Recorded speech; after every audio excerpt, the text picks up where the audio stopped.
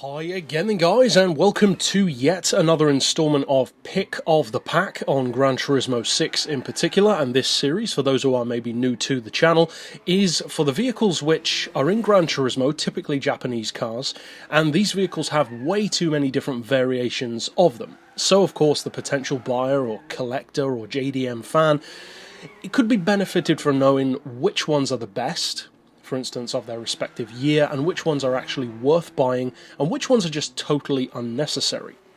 Now, of course, the cliched models are stuff like the MX-5, the S2000, the Skyline, but there are some others as well which do have far too many variants, and this is one of the ones which is less obvious, but it is still the case. And the car is the Nissan 300ZX. Now, there are only two model years of this car, 1989 and 1998, so a pretty huge difference between the two. There's only a slight facelift between them, but the specs do change significantly depending on which model you choose. So this could actually be a very beneficial video for those who want to buy one, in a similar way to a future episode that we're going to do for the Mitsubishi 3000 GT and also the GTO. So, without any further ado, let's get straight into it with 1989.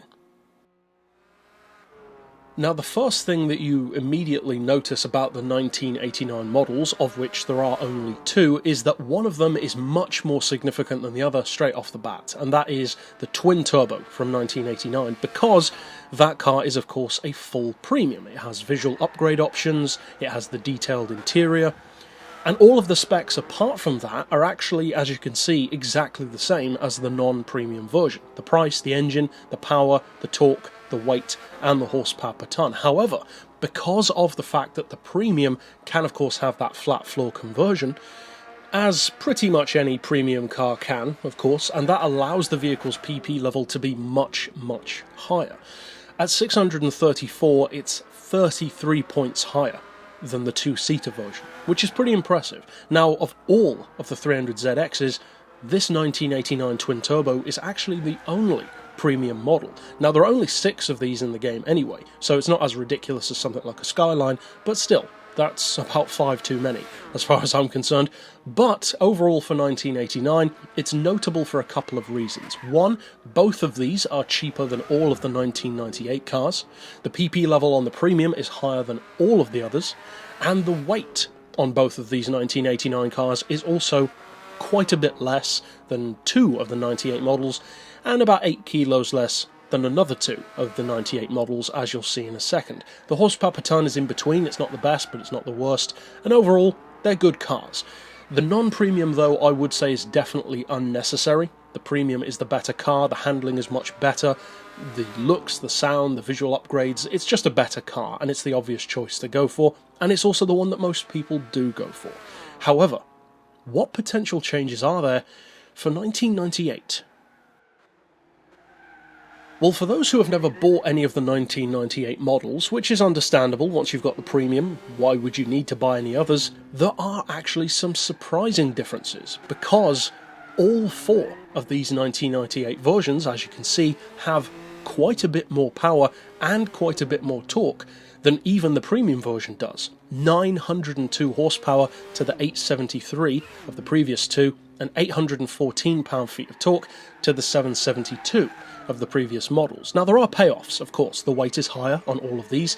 The two-seater and the version S twin-turbo are both 8 kilos more, and 1,264 kilos on the other two. The version R and the 2x2 is quite a lot more. So there is a bit of a payoff. The PP level is a little bit different on these.